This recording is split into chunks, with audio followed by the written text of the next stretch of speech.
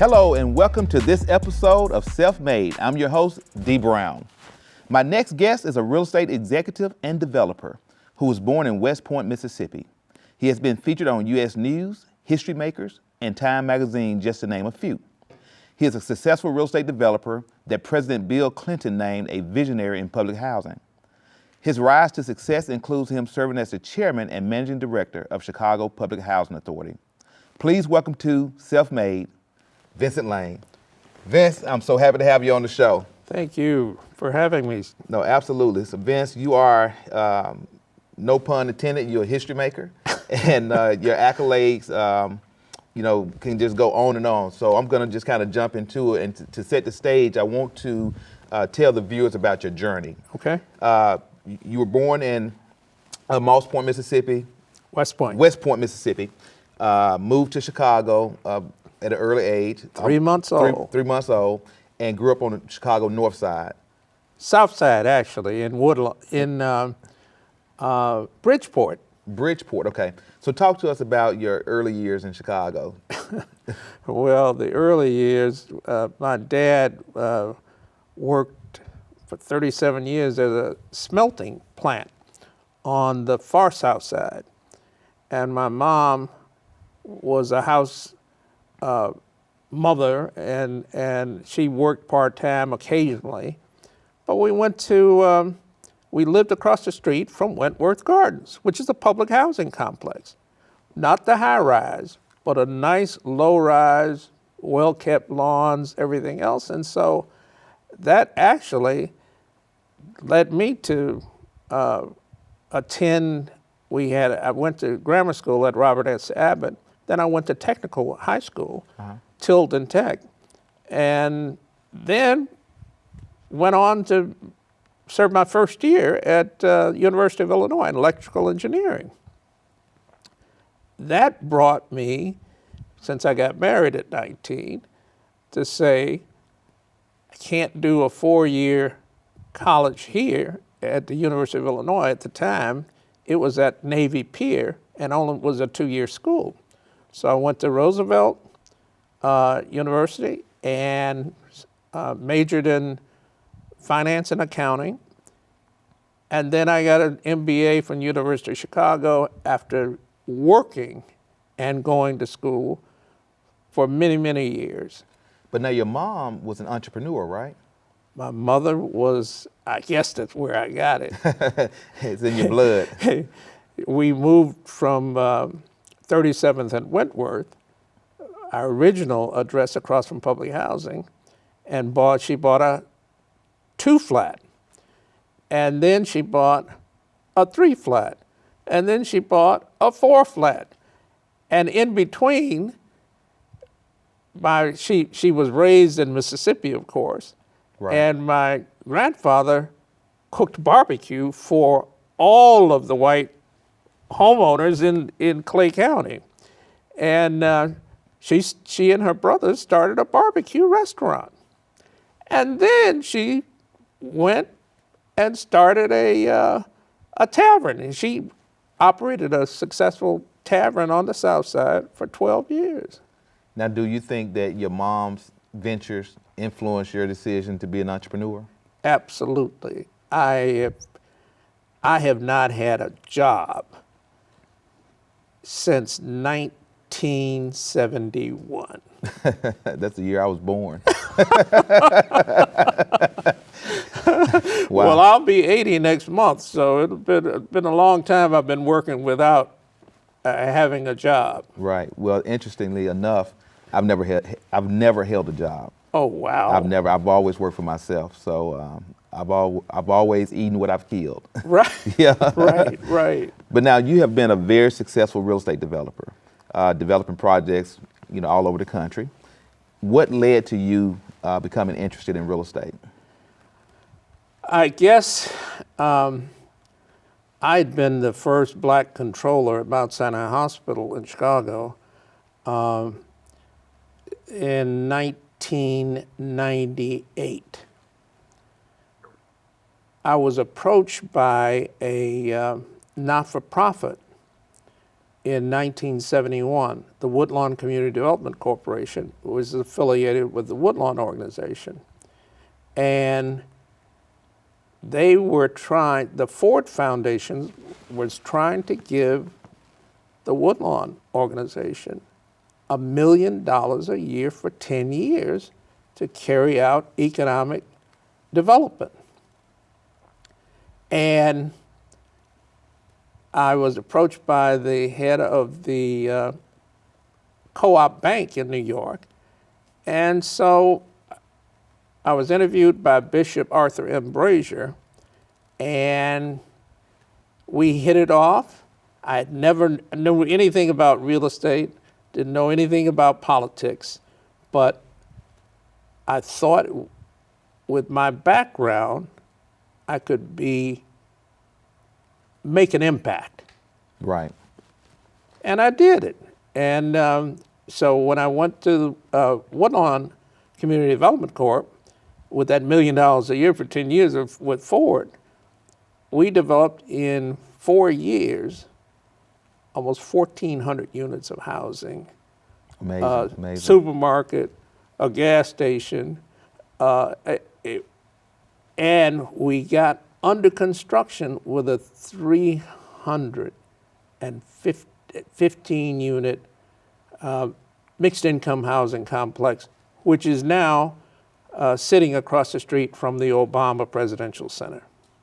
Amazing, Vince. That's I wanted to ask you this question. Do you think that your time in college, your undergraduate and graduate studies helped prepare you for that career in entrepreneurship? Absolutely, absolutely. And I think the real thing that got me involved was watching public housing being built. The Robert Taylor Homes, which is the largest public housing complex ever built in America. And it was nice at first, but over the years, it became a total disaster. And so coming to Woodlawn, which was, the community was overrun by the Blackstone Rangers. A lot of fires during the Martin Luther King riots. All of the white property owners abandoned the community, and we were left with hundreds of acres of vacant land. And that was an opportunity for Bishop Brazier and the rest of the people in the community. We had 100 block clubs established in the community, and we put together planning efforts year after year from 1971 till today. And that community now is about to take off. Bishop Brazier passed away, and his son, Byron Brazier, Dr. Byron Brazier, I've had the pleasure of meeting him. He's now announced a plan to build a 900-unit complex on land that the church owns around his church. So Vince, now you've had a storied career. You have the honor of being the first individual to serve as both the executive director and chairman of the Chicago Housing Authority. That's never happened before, and it hasn't happened since then. Talk to me about your time at the Housing Authority. Well, and how did the appointment come about as well? Well, I was chairing a public housing committee at the Metropolitan Planning Council, and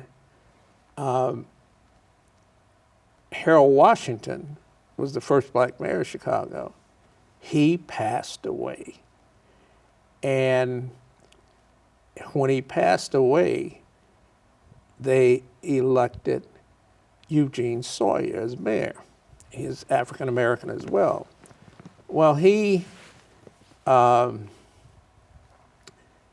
he wanted to do something about public housing. And we had 7 or 8 housing authority directors over the last 5 years. So the housing authority was a disaster. He nominated ex-Governor Richard Ogilvie to be the chairman of the CHA.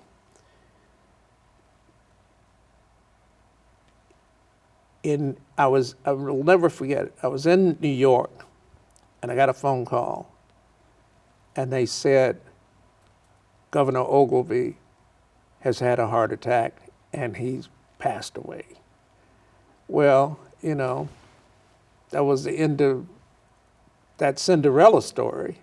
And so Mayor Sawyer and other people with the Metropolitan Planning Council approached me and said, Vince, well, you've been building housing with HUD, hundreds of units of housing. Why don't can you take a crack at it? I did it. I said, being African American and watching Wentworth Gardens, a nice complex, watching Robert Taylor come up, gang infested, watching the Blackstone Rangers destroy the community of Woodlawn, I said, I'm willing to do it. But I said, I must warn you, Mayor Sawyer, I'm not going to do what the last 7 or 8 have done in the last 5 years, because if I take this on, I really want to make change. And so I will ruffle many feathers.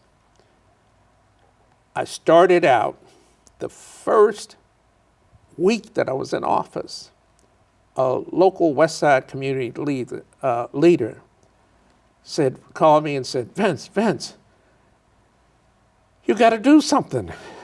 They just firebombed a lady's apartment with a small child in it, and she's seriously injured. What can you do? Of course, I wasn't in the Army. I wasn't a policeman. Right. I said, well, let me first go there and see what's going on. When I went to the complex, it was Rockwell Gardens. It was total disarray, gangs controlled everything. And I said, this has to end. How can I begin to do anything in public housing when the tenants have to sleep in their bathtubs in order to keep from being shot? Right.